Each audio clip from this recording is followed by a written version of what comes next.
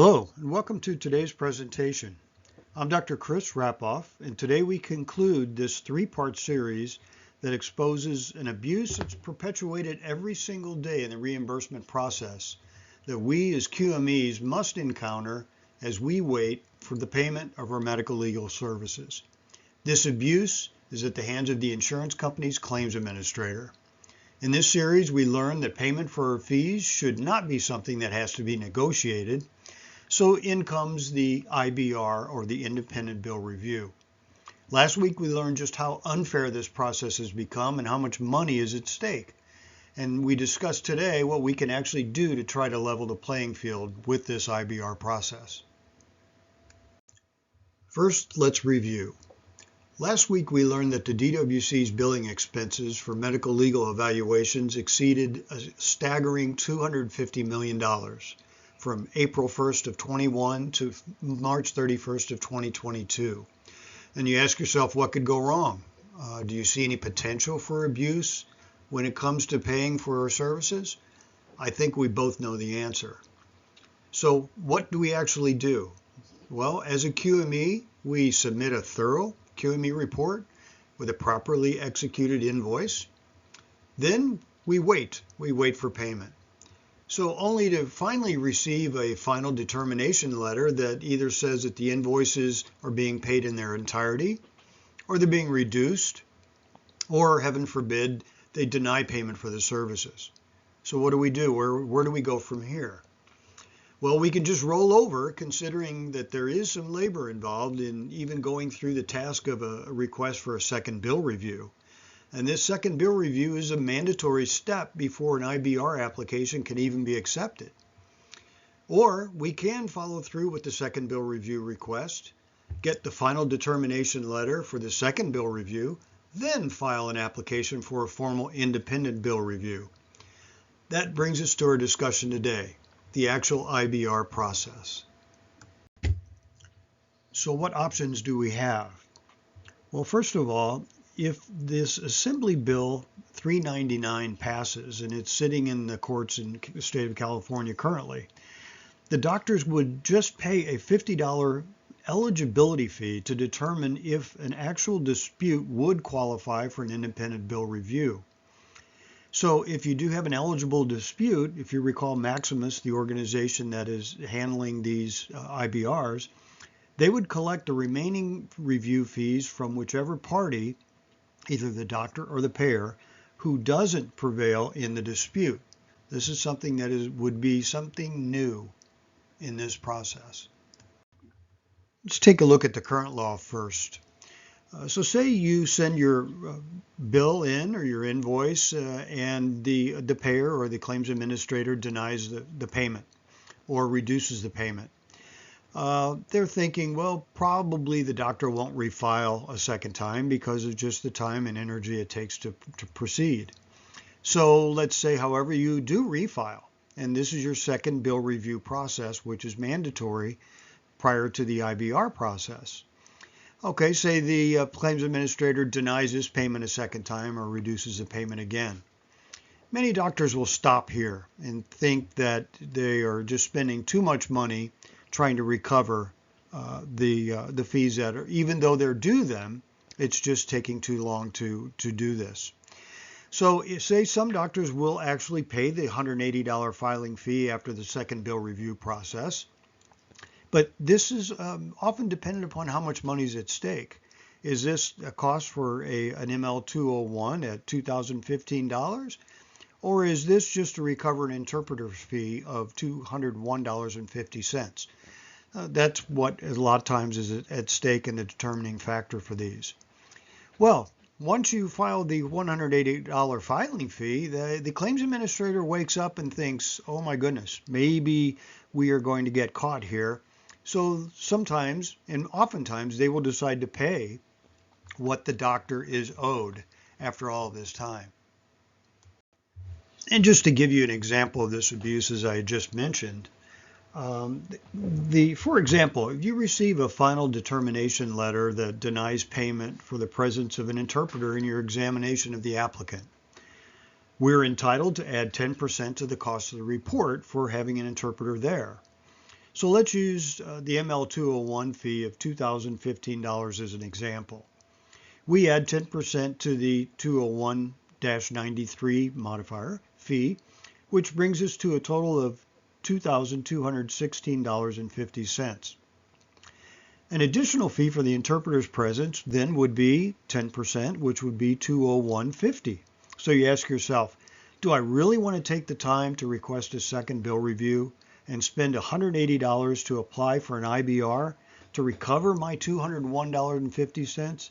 Doesn't make a lot of sense, right? So as I say here, don't step over dollars to chase pennies. Or another saying is you spend a dollar chasing a dime. Doesn't make sense. And this example that I just used with the interpreter is an example of a game that the claims administrators are playing, and it's called IBR Chicken. So let's get this understood completely here. By playing IBR Chicken, the payer can reimburse the doctor $0 for treating an injured worker unless the doctor is willing to risk over $180 to open an application process. Then the DWC must deem that the dispute is eligible for an IBR, so they check to make sure everything is in line, your billing, your report, and your medical legal fee schedule mentioned. Then Maximus rules in the doctor's favor. Okay, so then and even then, the player or the payer, could as well be called player, decides that they're going to sit on that 180 and ask you to beg for it.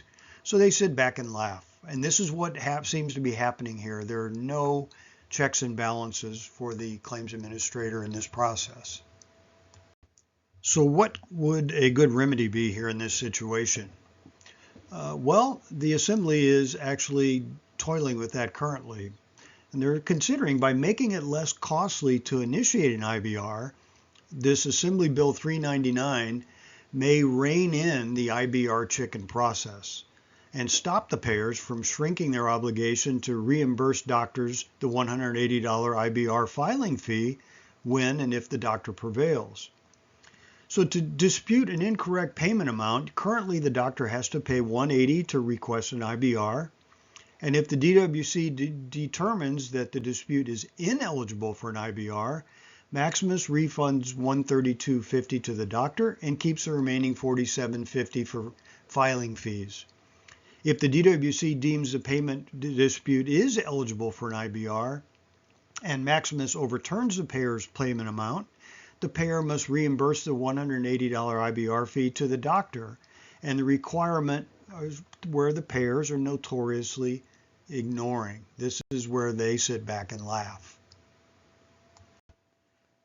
Under the proposed bill in the Assembly currently, it's Assembly Bill 399, if it is passed this year, the IBR would work as follows.